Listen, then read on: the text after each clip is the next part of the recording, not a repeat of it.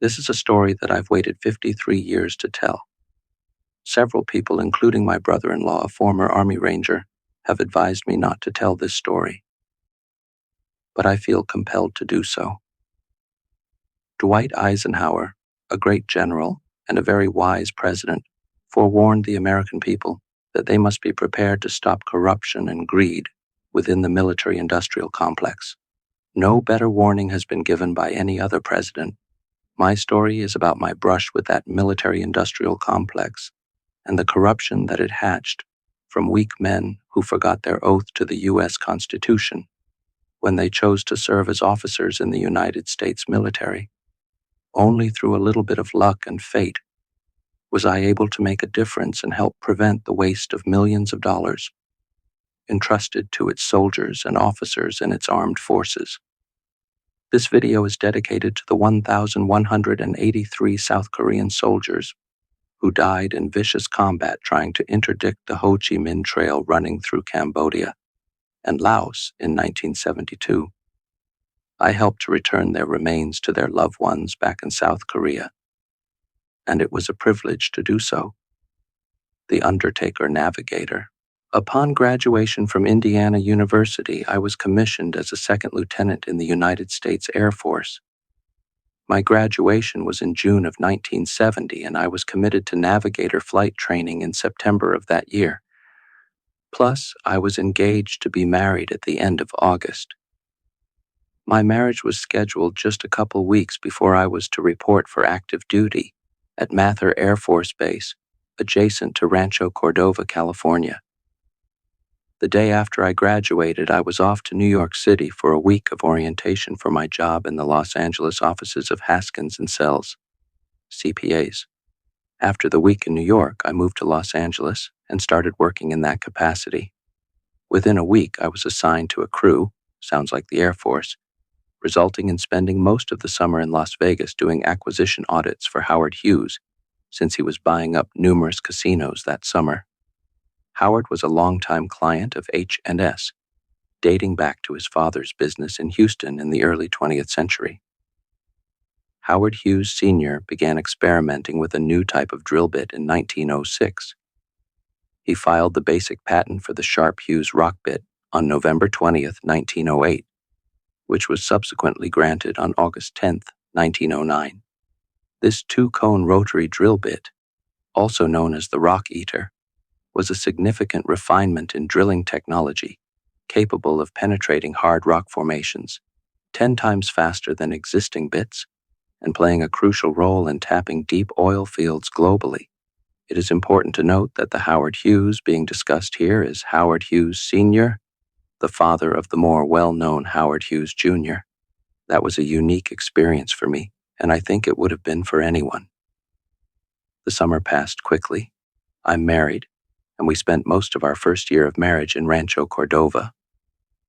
After graduating from navigation flight training in June of 1971, I spent the first 2 months of the summer moving to Little Rock Air Force Base in Jacksonville, Arkansas, and completing basic survival training in Washington State north of Spokane and water survival training in Homestead, Florida. It was quite an interesting summer with another adventurous story about our drive from California to Little Rock through Utah and western Colorado, but I'll leave that for another time.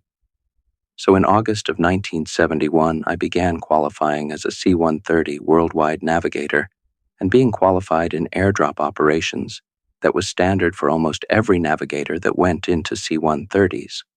What wasn't standard was the 61st Airlift Squadron stationed at Little Rock Air Force Base was singularly assigned a completely new system of airdrop capabilities called the Adverse Weather Aerial Delivery System, or AWADS for short. I got through all of the qualification training by December of 1971, and then did a rotation, approximately 60 days, in the canal zone inside the country of Panama for the winter. During that rotation, I believe I visited almost every Central American country in addition to Colombia, Venezuela, and Ecuador in South America. I was flying a considerable amount of time, almost to an extreme extent. This was difficult for my wife to adjust to, after almost a year of seeing each other every day during Navigator flight training. By the time May of 1972 rolled around, I had a lot of flying under my belt, including a trip all the way from Little Rock to Taiwan and back. Then in May of 1972, the U.S. Air Force decided that the AWODs needed to be tested during actual war conditions and was simply sorely needed after the siege of An Loc in April of 1972. At least a half-dozen standard C-130s took casualties to crew members and significant damage with one crash landing when they attempted to resupply the ARVN, with low-level airdrops facing heavy anti-aircraft fire, plus the threat of the newly introduced SA-7 shoulder-fired surface-to-air missile. It was a game-changer, similar to our Stinger missiles used in Afghanistan against the Russians. Low-level airdrop methods were now only effective if there is no threat of the newly developed anti-aircraft weaponry. As we entered the summer of 1972, the ARVN continued to fight gallantly, but were often outnumbered, outgunned, and were less experienced than the NVA. They were often surrounded and in dire straits. Air support from Army Cobra helicopters, B-52 Arclight strikes, and resupply primarily via AWODs had to make up the difference to keep the Viet Cong and the NVA at bay. Operation Arclight in Vietnam involved the use of B-52 Stratofortress bombers to conduct bombing raids against communist targets, primarily in South Vietnam, but also extending into Laos, Cambodia, and southern North Vietnam. Within a week of our arrival, May 16, 1972, our crew alone started flying AWODS missions over An Loc, which the NVA and Viet Cong were still trying to take. There were so many town names that I only recall Kon Tum, Da Nang, and of course An Loc. As additional missions continued, I gained access to a valuable piece of information. It was information that calculated the average wind effect from altitude to the ground. Normally, it was almost impossible to calculate or estimate this average, but it would prove be invaluable to the AWODS missions. It was obtained as a matter of coincidence when one evening I was conversing with the navigator of one of our AC-130 gunships. They were often close to our designated drop zone, assisting the surrounded ARVN by destroying the enemy, and we were trying to assist them with resupply via our AWODS capabilities. Here's what I found out. An AC-130 flying close to our drop altitude and in the vicinity of our desired drop zone could fire a tracer bullet from one of their miniguns. What a misnomer. Up to 6,000 rounds a minute. That's a maxi gun to me. Directly down at the ground. Special state-of-the-art technology could record the flight path of the bullet via a TV-aligned camera. At the same time, additional technology would record the direct path to the bullet's target by utilizing a laser. The computer part of their system would compare the difference between the two paths and calculate the average wind effect on the bullet. That information was then relayed to me, the AWODS navigator. I could then override any estimated wind average that had fed into my AWODS navigation computer for the best data available. I started this method as soon as I had an available gunship that could feed me this valuable data. Within a couple of weeks, my average error off target dropped to a ridiculously low level that I was questioned, but I knew it was true and accurate. I convinced our squadron commander, Colonel Mills, and our senior navigator, Lieutenant Colonel Butler, that this was the information that could and did make a real difference. Here's my summary conclusion to this story. Our crew was taken off of the mission schedule and allowed to concentrate on producing the most accurate information for all future AWODS high-altitude drops. Each of our 5-man crew, call sign Magic 20, became the de facto expert in each of our flight crew duties. Our AC, aircraft commander, was Mac McLafferty, who detailed all the flight variances for each mission, helping me create preferred routes to each drop zone. The co-pilot, Dave Dreyer, prepared his summary of the responsibilities of each co-pilot.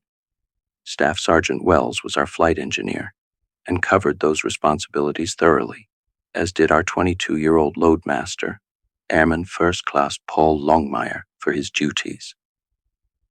We fell into a nice routine of rising around 2:30 a.m., getting to the briefing station around 3 a.m., pulling our required data for the missions on the schedule to be ready to brief the first crews by 3:30 a.m.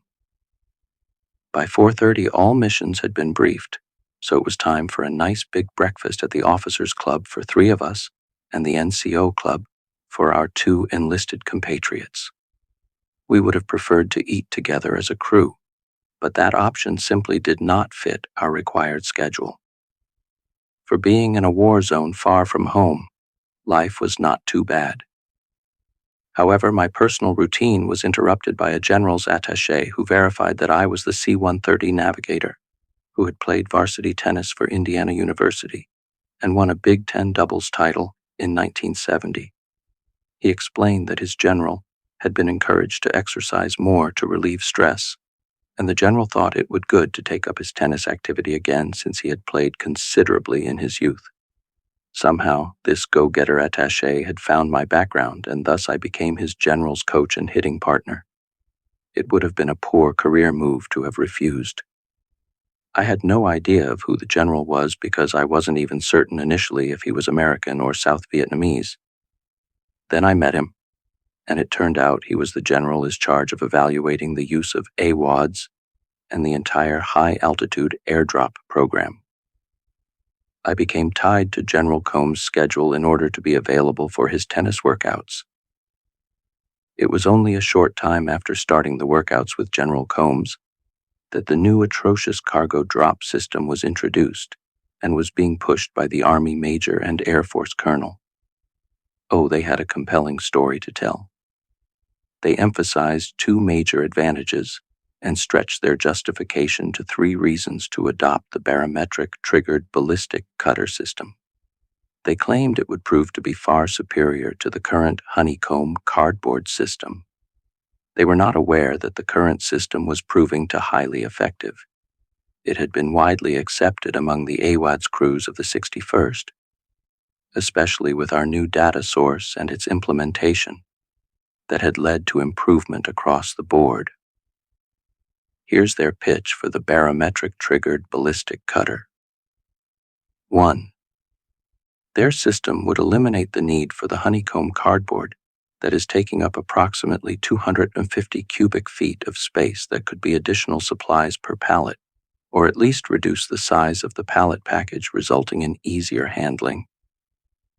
The special cardboard presently could not be manufactured in country and was being flown in on chartered stretch DC-8 air freighters. Therefore, a vulnerable supply line would be eliminated and its associated costs. This was a very valid point. 2. The load would fall faster since it would only have to deaccelerate the last 500 feet, and thus make it more accurate because the load would spend less time in the air. 3. The loaded pallet would be set down on the ground at no more than 15 miles per hour, resulting in almost no damage at all to the dropped supplies. It was a solid argument for their system, especially the elimination of the special honeycomb cardboard. However, within the first 2 weeks of using the newly introduced system, it became apparent to me and the flying AWODS crews that the new system was a good theoretical concept, but simply was not working in practice. Approximately 1/5 of the time it worked as advertised, but 2/5 of the time the barometric G12D cord cutters failed completely, and those pallets would land grossly off target and crash into the ground at close to 150 miles an hour, destroying or damaging most of the supplies on the errant pallets. The other 2/5 of the time, the ballistic cutters would fire, prematurely deploying the huge parachute at ridiculously high altitude, allowing the supply pallets to drift so far off course that more supplies were going to the enemy than to our allies, the ARVN. Too often the C-130 would have stayed on location to direct fighter bombers to blow up of the errant supplies to prevent Charlie from getting them. For those unaware, Charlie became the adopted term for the Viet Cong fighters. This was extremely costly and added unnecessary risk to all air crews involved.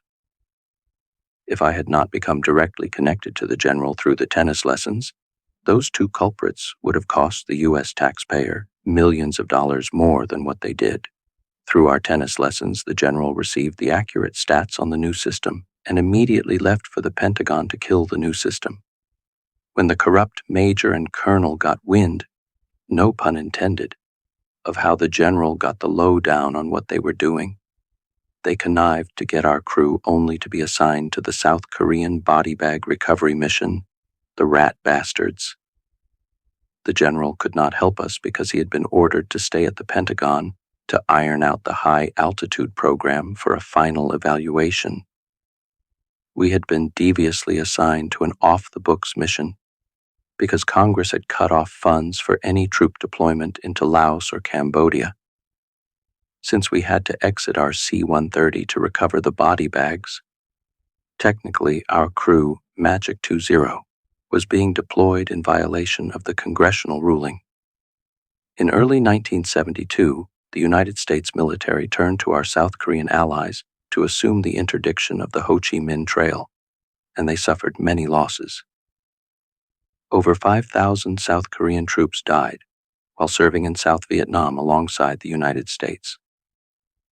In addition to the fatalities, more than 10,000 South Korean soldiers were wounded during the conflict. South Korea deployed over 320,000 troops to Vietnam between 1964 and 1973.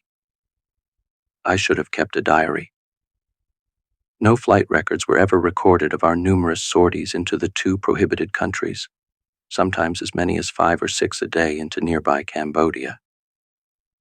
Many of these were within 15 to 20 minutes flying time. Our longest sorties were just into Laos, just to the west of Da Nang on the coast of the South China Sea. We often flew into Da Nang Air Base to offload early to free us of that chore when we got back to our home base in Saigon.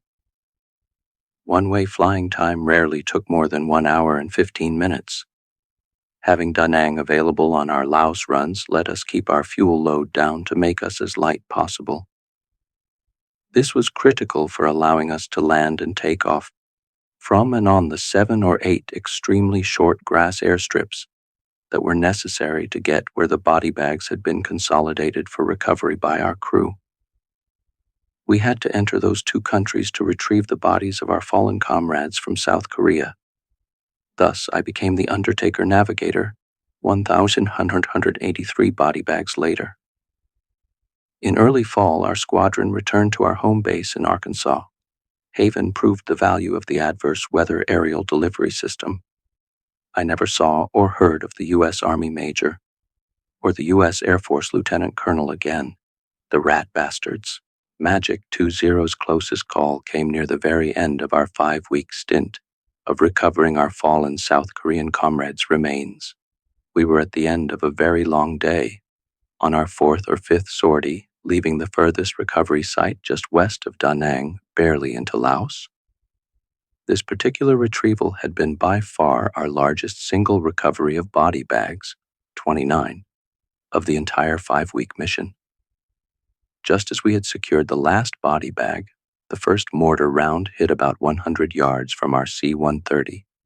Fortunately, we never shut down engines, and we got the hell out of Dodge lickety-split. Only a short hop to Da Nang Air Base and safety, and time to get our wits about us. Within a few days, we were on our way back to the good old USA.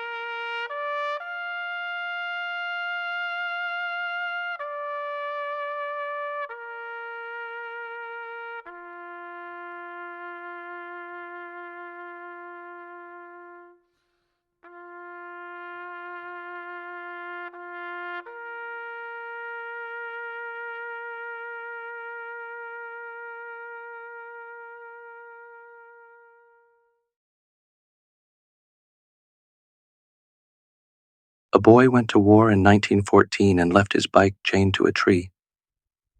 He never made it home, and his family left the bike by the tree in his memory. This is that tree today. Step forward now, soldier. How shall I deal with you? Have you always turned the other cheek? To my church have you been true? The soldier stood and faced God, which must always come to pass. He hoped his shoes were shining just as brightly as his brass. The soldier squared his shoulders and said, "No, Lord, I guess I ain't. Because those of us who carry guns can't always be a saint. I've had to work most Sundays, and at times my talk was tough, and sometimes I've been violent, because the world is awfully rough. But I never took a penny that wasn't mine to keep, though I worked a lot of overtime when the bills got just too steep, and I never passed a cry for help, though at times I shook with fear. And sometimes, God forgive me, I've wept unmanly tears. I know I don't deserve a place among the people here. They never wanted me around except to calm their fears. If you've a place for me here, Lord, it needn't be so grand. I never expected or had too much, but if you don't, I'll understand." There was a silence all around the throne, where the saints had often trod, as the soldier waited quietly for the judgment of his God. Step forward now, you soldier. You've borne your burdens well. Walk peacefully on heaven's streets. You've done your time in hell. Author unknown.